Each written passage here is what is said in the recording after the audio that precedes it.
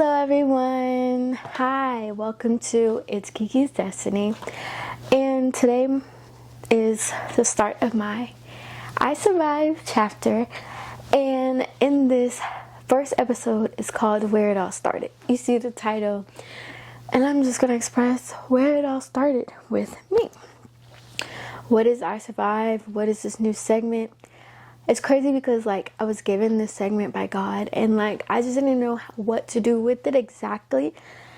And I tried many other videos to maybe this is what it's supposed to be or whatever, but I'm like, no. You put stuff out and you just know it's okay, no, that's not right.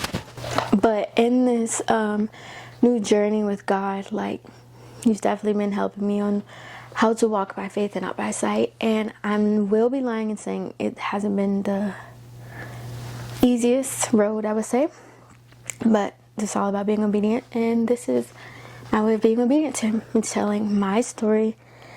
And that's what Survive is. It's basically how I managed to live a life where I've been abandoned by both my parents. I lived a life with an orphan spirit, and also having a parent who was incarcerated, and also just beating the odds that a person would have with parents who struggle with drug and alcoholic addiction.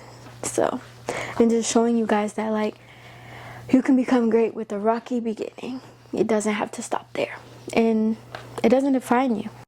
Tired of wanting to be so weighed down, thinking about my past. I mainly just want to show people that your story is just your story. It doesn't have to become who you are. And each episode that is out will be a chapter about my life. So, and today is called Where It All Started. If I'm looking down at my tablet, it's just notes to help me keep track of what I'm saying and to help walk me through it. That's all. So, in my early world, I lived with only my birth mom. We had stayed at this place called the Rogers. Well, they're now torn down and they're apartments, but they were on the south side of Arizona. Basically, what I remember from staying there was there was constant shootouts, especially on Fridays, and I would have to hide underneath the bed just to make sure I'm protected and stuff like that. There was one time when there was a cousin of mine that was involved with it, and I was under the bed, but I can see everything, and the door was open, and I saw my mom panicking, and then my cousin just filled with blood, and it was just crazy. But we just moved on about it. We never sat down and talked about it. It just moved on. It was normal. Yeah, they look like little one-story townhouses. Yeah. And sometimes there would be good days. I know my mom would throw some days the neighborhood and some friends or whatever would come with us, and we'll throw cookouts or water balloon fights. There was some good moments. I do remember. Those are the only time I do remember. And then sometimes I would even go to a church, and I would just be everywhere, y'all. Anywhere I wanted to go, I'm going. Period. At that, I was young. I don't know. Had to 2, 3, whatever. I remember so far back. It's really crazy. And a typical day, staying there, it would be I would wake up. I would either be woken up or I would just wake up really early. And you just had to be outside. You were not allowed to just sit in the house and just do nothing. You just couldn't do that. You have to be outside. And I just remember always, I always had friends, and mind you, they would always be older than me or around my age. That I do remember. And then we would go way across the way, way across the street, but it would be a walk through a huge field, and it would go to Salvation Army. I believe that's what it was called. We would all go swimming and stuff like that, and just do whatever you wanted. It would be play on bikes or whatever, and just literally just be free. And some days I would be fighting what is a little girl that's 2, 3 years old fighting about. I don't know. I don't know. I really do not know. And at that age, that was like the only parent I knew of. Like, I only knew of like having a mom. Like, that's it. So like being with her, like she was the only parent that like I really could depend on. Like, yeah, she was like the only parent I knew to constantly call on and depend on. Like, there was no dad, and like that wasn't even really a thought. Like, let's just be honest. There were good moments with her. Like, definitely like one of my favorite memories would be like when we would watch scary movies together, and sometimes it would be my cousin too. He would come join us or whatever, and then like it felt like I was always getting anything I wanted. Like, if I want to go to the candy store, I'll get money, go to the candy store, and she'll always buy like me nails. At the time, at like 3, 2, whatever, that young age, the most important thing I needed was my nails and my heels.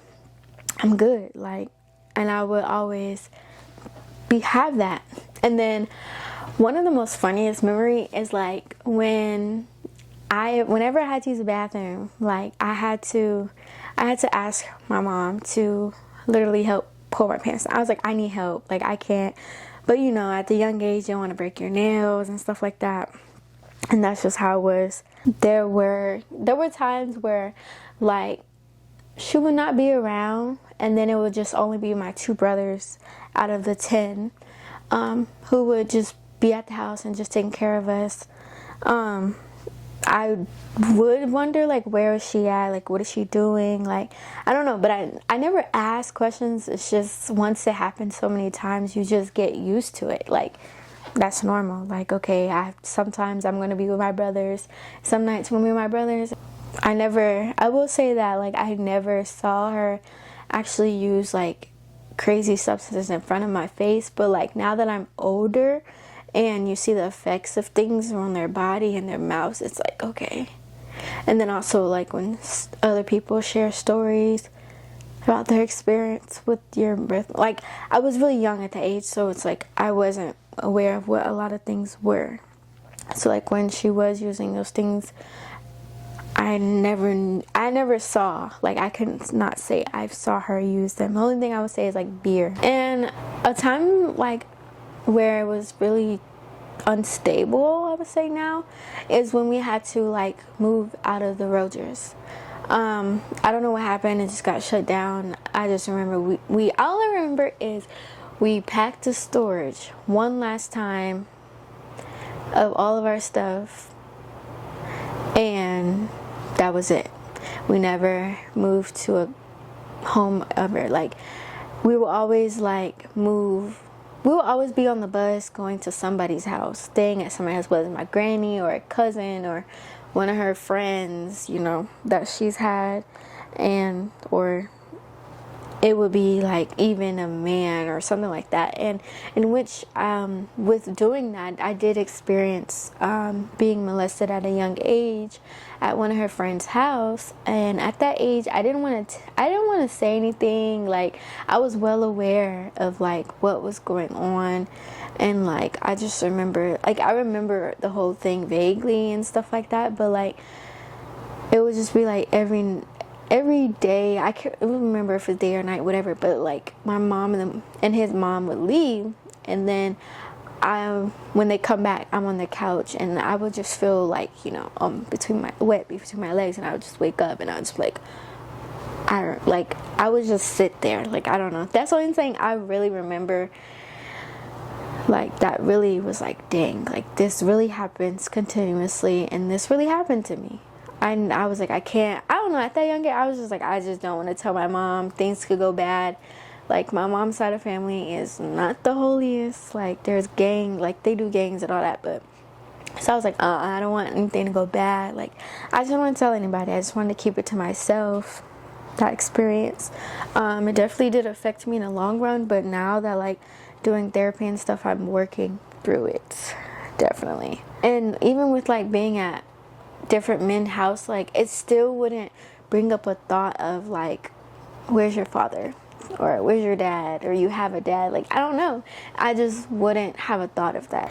Knowing that, like, I wouldn't be able to rely on her all the time, like, or she wouldn't be there all the time, like, it became so normal. And, like, at that young age, like, I wasn't really, like, I didn't really know how to process my emotions. I would say I wouldn't really think about it too much. Like, yes, I would be like wondering, okay, like, where's my mom?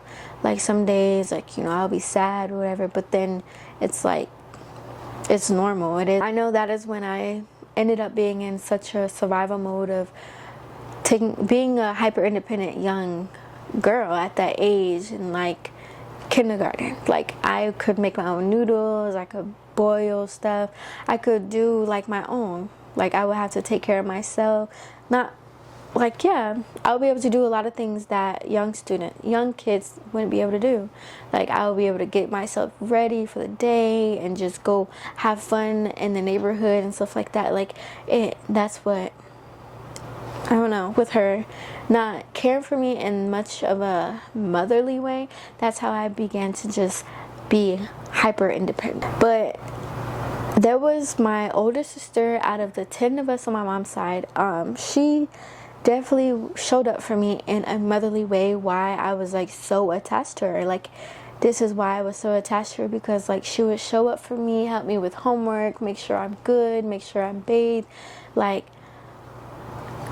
all the things like I wouldn't normally feel from my mom. Like, yeah, my mom would be there sometimes and stuff like that, but my sister would definitely make sure that I'm being cared for, enough time is being spent with me, and like she would also like get me on the weekends. And she had lived with her boyfriend at the time, and she would come get me on the weekends and we'll have a good time. And like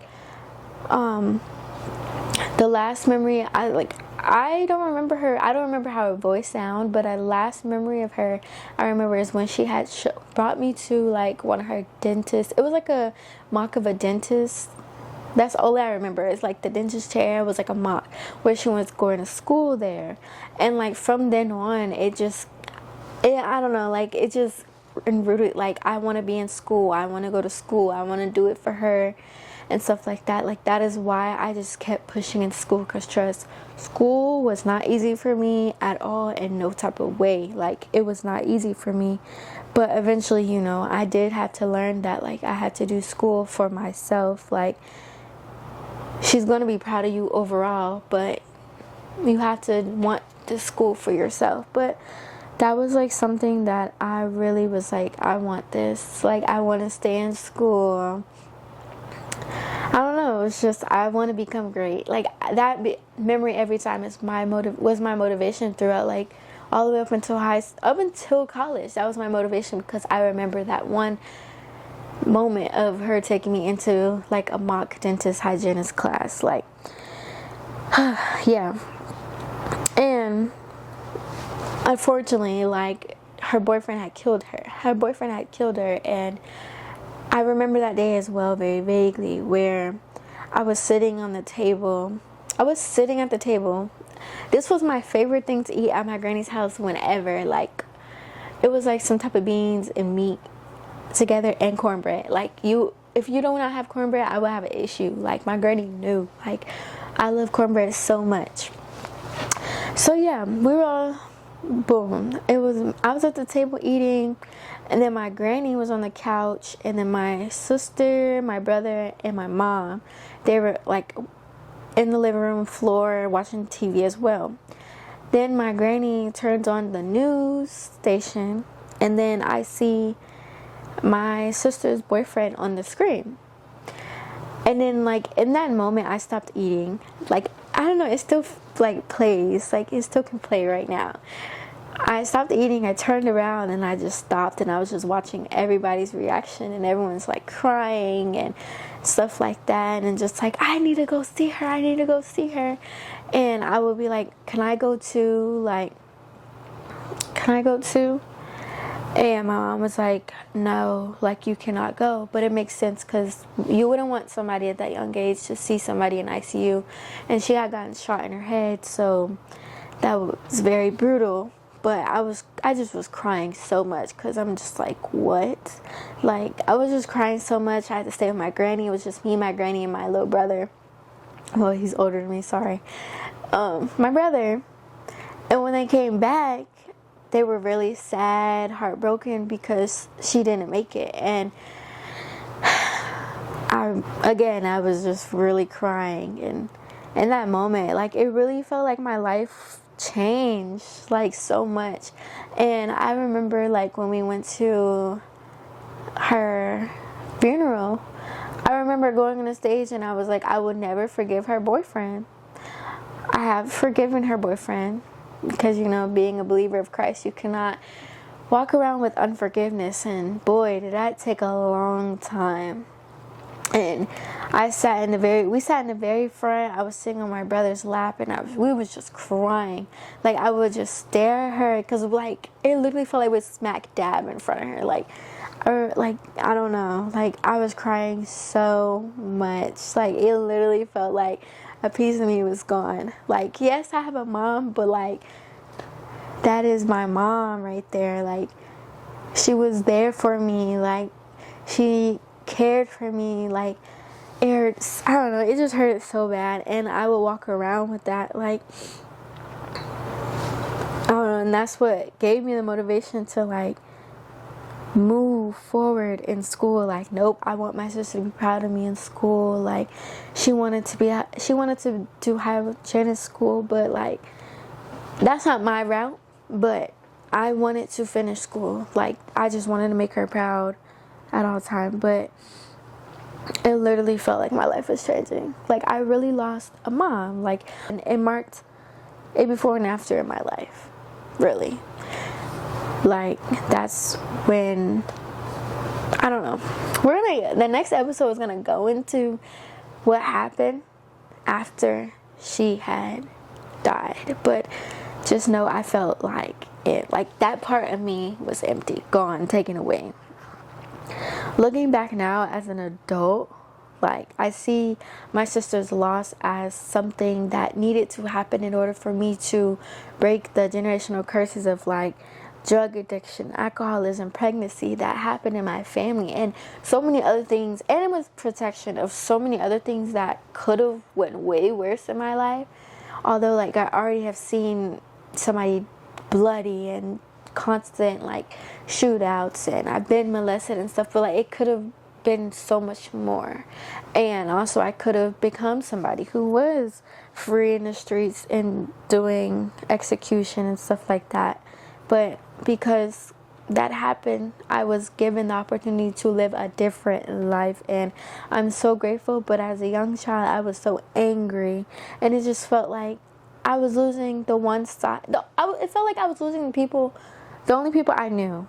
Like, it really felt like I was losing the only people I knew. Like, it felt like I was being taken away from my family. But it was my dad's family who I ended up living with. And I'm going to go more into that on my second episode. So stay tuned, you guys. God helped me through this pain with, like, constant reminders that, like, He is my mother, He is my father, and with such love and support. And you know what's crazy is, during this whole journey, I realized, like, my gift is of dreaming. Like, He would give me dreams. Like, the only time I would dream is if something is going to happen, or I'm being told something, or, like, He's giving me a message myself. And, like, one message I remember, especially, like, during middle school or something like that, it was like I was stirring pottery. Like, yeah, everyone knows how pottery is. Like, I was stirring that, and then I was, like, molding something, and, like, He was just saying, like, you know, I'm molding you into something different. Like, I'm molding you, I'm making you into someone who is a generational curse breaker, different. And then I had one other, like, I don't know, like, there was a time in high school where that's when, like, the older I got, the more I realized how loudly God speaks to me, and how much I am very protected by Him. And now that I'm older, I appreciate a lot more, because without it, I don't know where I would be. I don't think I would have as much sense as I do now. But in high school, it was crazy, because one day it was like a fight in high school, and we were running, or everybody was running to go see it, but immediately everyone just turned into sheeps. Like, literally sheeps, and I was just standing on the sidelines, and I was just like looking. And in that moment, it's like, do you want to be like everybody else, or do you want to be who I called you to be? And it's so crazy. And that's why, like, I don't know, I'm learning to build a deeper relationship with God through my healing journey, and that's why He instructed me to share my story. It took a long time for me to get to this point because, one, I was scared. I was like, I don't know. I'm just like, I went to therapy already. Like, I'm overcoming that. Why do I need to go back and talk about it again? But I really want to share my story. Like, now I'm accepting, like, okay, maybe there's something more that people can get from knowing my story, and they can be helped. Like, and that's what I want. My heart is definitely for the youth, and I want to help people understand that your rocky story does not define who you are. I just want to say thank you guys for listening on this podcast. It's pretty short, I believe. This is only episode 1. Even in your early chapters of your life, God will always plant a seed for you to survive through anything. And just know that your hardest chapters that you go through in life, like for me, it felt like after my sister died, my life crumbled. Like, I lost everybody. And then moving with my dad's side of the family, it felt like I'm being snatched away from the only family I knew, the only people I know. It felt like I'm alone now. I don't have my mom. Like, although she wasn't there consistently, but like, I'm being taken away from my mom. It can be a great beginning to something new. Like, you're not going to be stuck in that mindset forever at all. Like, it's not. You can be something completely amazing. Like, for me, I graduated high school. I'm the 3rd out of 10 to graduate high school on my mom's side. I'm the first college generation student. Like, and I pushed through. I managed to push through and pay for it for school. And like, although I'm still in the season of finding my career and where that I want to be, like, as long I'm still not being a drug addict, not being addicted to alcohol. I'm not pregnant young. I'm not in poverty. Like, I'm blessed, and I'm in the beginning of my early 20s, but I'm where a lot of people would love to be. And for anybody that has lost anybody, just know that your pain that you do endure, you can get through it, and you will become a stronger person, most definitely. Thank you guys for tuning into this series, and subscribe if you are not already. Comment down below anything that you felt like you can connect to, relate to, remember, or what part of it moved you. Over here, we are walking, growing, and living in our purpose. Thank you. Bye.